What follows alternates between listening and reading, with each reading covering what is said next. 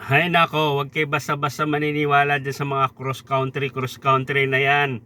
Mapapahamak lang ang buhay nyo dyan, mga kapwa kong OFW. Itong tip ko sa inyo, no, ito yung magiging advice ko po sa inyo na kapwa kong OFW. Dumaan po kayo sa tamang proseso, legit, legal. Uso ngayon yung cross country.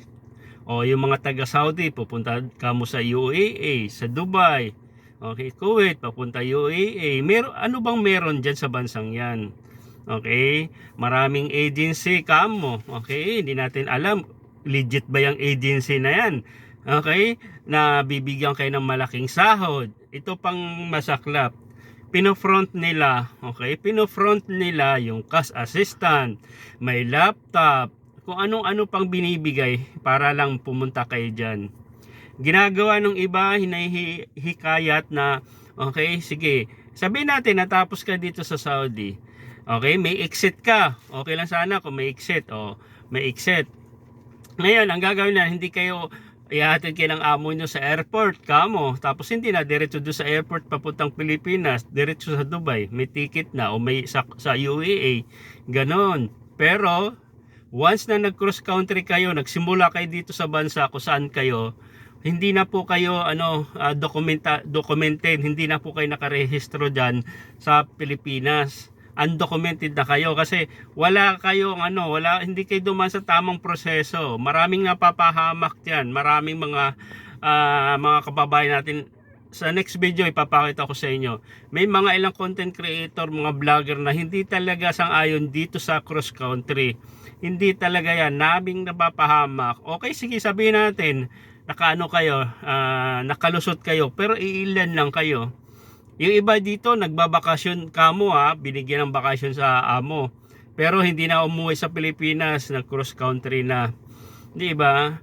I mean, ngayon lumalabas dito sa bansang kung saan siya galing, wala naman siyang exit, nag cross country siya, akala ng amo nandun ka na sa Pilipinas, magiging ban ka dun sa kung saan kang bansa, di ba?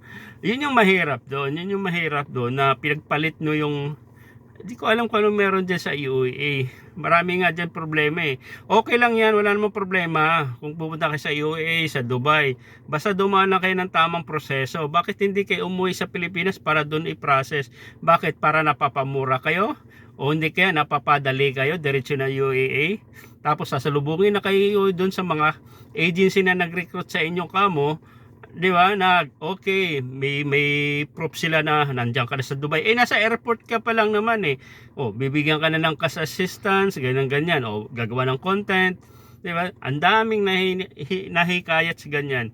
Tapos yung iba naman dyan naghihintay ng trabaho, wala pa naman trabaho, wala pang employer, isasalpak lang kayo sa isang room para lang, alam mo yun, hanapan ng employer. Baka mamaya bibigyan kayo ng employer na hindi maganda ugali, alisin kayo dyan, tas lipat kayo, ganun ang mangyayari sa inyo. Hindi na kayo mahagilap ng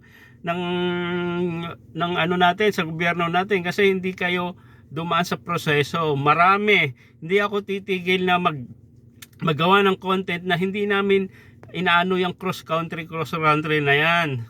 Sila lang kumikita ng agency kamo dyan. Hindi natin masabi kung legit o hindi yan. Marami nang napapahamak dyan. Dumaan kayo sa tamang proseso.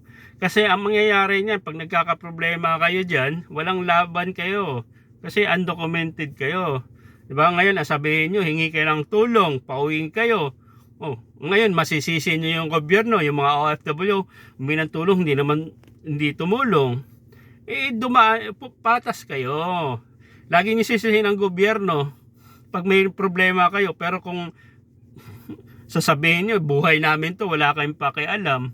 Pag nagka-problema kayo, post kayo sa social media na ganito kayo sa amo, ginaganyan. Pag sinearch kayo, pag nalaman ng gobyerno na hindi naman talaga kayo legal, minsan talagang tinutulungan din kayo kasi ganun talaga yung ating gobyerno. Pero kayo pasaway. Cross country pa more. Sige.